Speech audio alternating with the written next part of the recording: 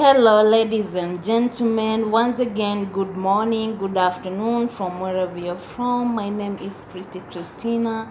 Welcome back to my channel. If you are new, you are very, very welcome. Remember, here we are a family.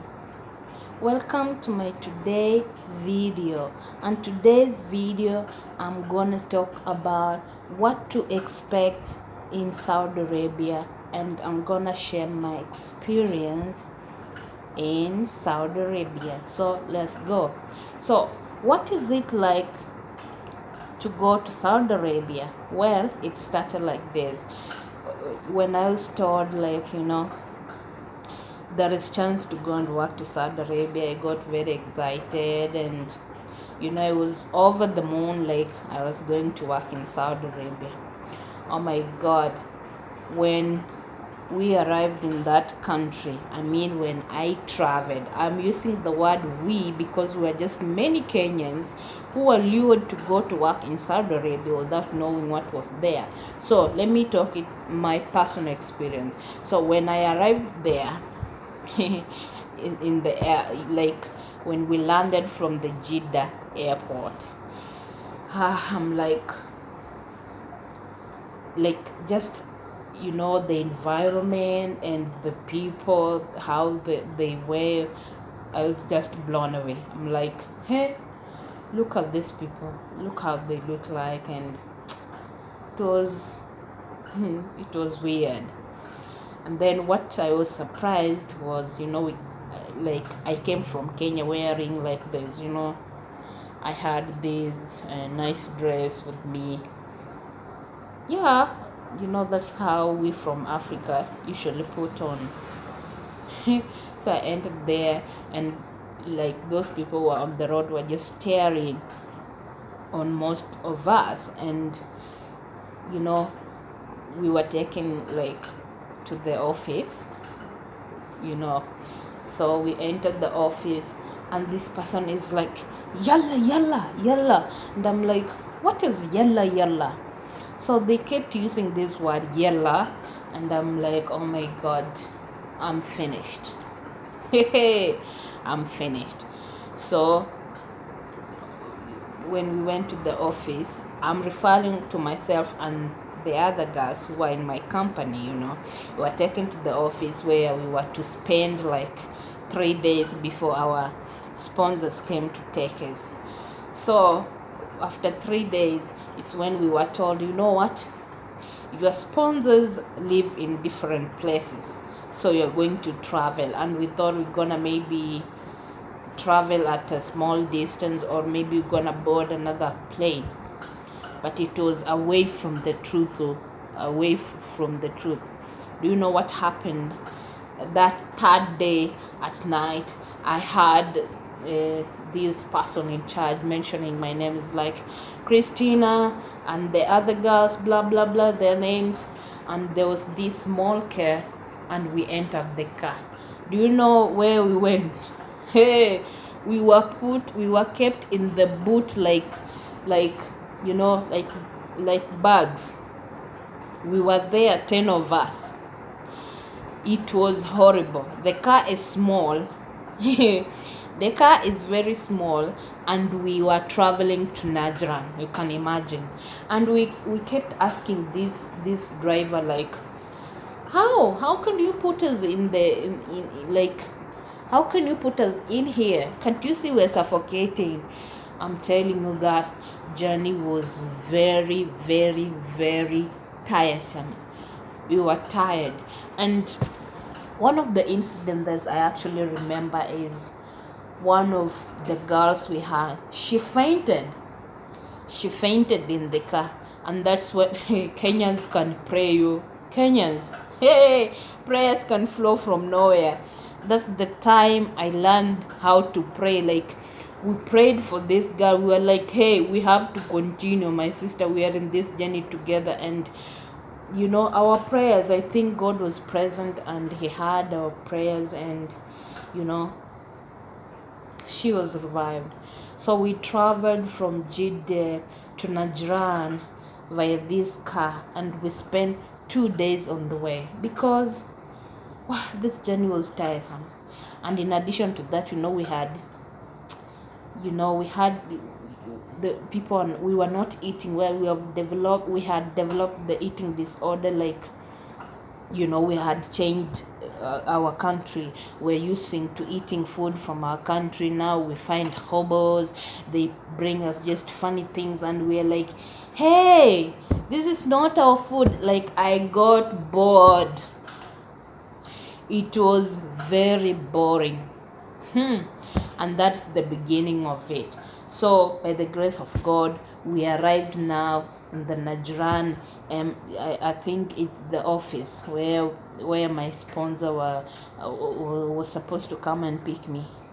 So that day my sponsor came, and I looked at him, and he's wearing those Saudi, I don't know how they call it, like that hijab for men. Forgive me for calling it hijab, of course. I don't know the name, even though I've stayed there, I didn't bother to know the name of it.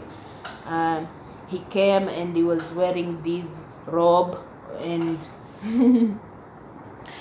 then he had this something knife here, and I'm like, oh my God, they're going to sacrifice me. I had heard many bad things about Saudi Arabia, and I'm like, oh my God, Chineke, I'm finished. I'm completely finished. What am I going to do? And my boss just goes on and is like, Christine, are you afraid of me? And I'm like, yes, I'm afraid. Of course, you're carrying a knife. And he's like, no, this is our tradition. We wear like this. And I'm like, wow, tradition of people wearing white yet carrying knives. You see, that is very, very, yeah, it's surprising, of course, if you're not used to such.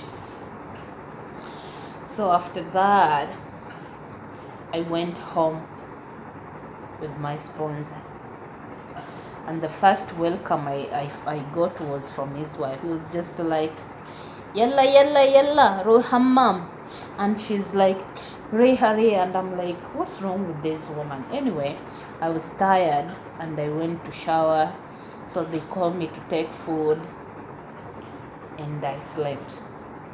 So after sleeping for like 2 hours, they're already coming. Hey, come, I don't know, we're going where. This woman took me to her family. So I was there just surprised. I'm like, oh God, oh, what's going to happen? I was very low. I'm like, oh God, I can't imagine 2 years being finished in this country. And what I hated was when they brought me, the hijabs, those big big dresses for me to wear. And I was young then. I was about 21, and I was very skinny. So you can imagine the 21-year-old me then wearing such a huge, they call it fostani. I really hate it. And it was just boring, very boring. So then the other part is, in the house I went to work, I found an Ethiopian. Ethiopians are very good people, but I think Ethiopians who are very naive, they are naive indeed. So when I arrived there, she was like, hey, she was the boss in the house. She's like controlling everything. If you want to take like maybe a fruit or anything, you have to ask her. And I'm like, why? We're all khaddamas, we're all housemaid. Why must I inquire everything from you? And she's like, because you found me here. And then the worst part is I wasn't speaking Arabic at all. I was only speaking English, and they are speaking this language. I got bored. I cried a lot. I was bitter, sad, and I had mixed emotions. I questioned myself, like, why me of all the people, and why would I leave my country even to come and to go and work in that country? And it was just horrible. So me and this maid, we had problems always. She wanted to be commanding. She wanted just she acted like if she's the boss in the house. But you know what, mimi ni Mkenya, like I am a Kenyan, never mess with a Kenyan.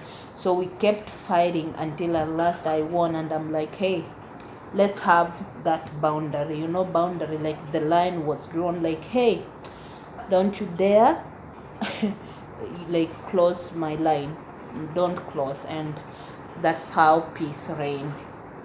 Anyway, I did work there and finished my contract, and inshallah I left that country. And by the way, if you ask me, can you ever go back to work in Saudi Arabia, my answer is no. If I must go to work there, then let me just die in my country. But in that country, my God, no. Anyway, I'm not saying all Saudi people are bad, because my experience was just with a few, like a family, one family or two. I didn't encounter all Saudis, so I can't just say don't go there, Saudis are bad, whatever. But my experience there was hard. And also from other friends that we entered Saudi, they had difficulties. Others were beaten, others were not given food, many were overworked. Like, imagine somebody working without resting and not getting enough sleep. That's very dangerous. It's very dangerous. Like, no one can take that. So if you're ready to work in Saudi Arabia, be prepared for this. And what should you be prepared for? Number one, do speak Arabic. Those people, even if you speak English, they don't know. So it's good to learn Arabic. And then you have to be hardworking. When you are hardworking, then you have to be persevering. Like, if you can't persevere, then you're gonna have a hard time, a very hard time. And then the other thing is, my dear, no life without God in Saudi. Hey, trust me, even when you go there, you don't know how to pray. You reach there and you are humbled, and when you have these problems, you have no one to share with. Your mom is not there, your sister. Oh my God, forgive me, I'm becoming emotional.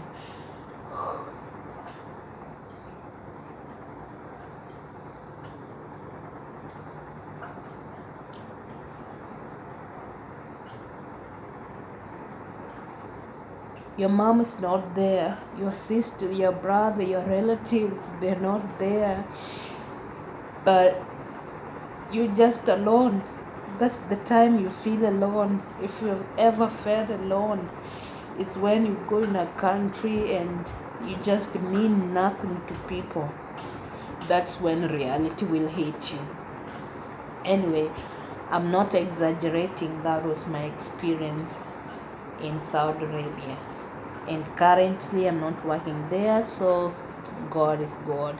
So in my next video, I'll be doing some Arabic languages that you should know, if in case you're planning to go to Saudi Arabia, or you know of anyone who is planning to go to Saudi Arabia. Anyway, that is it for today. Please subscribe to my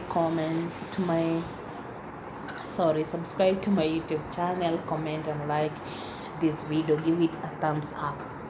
Bye bye.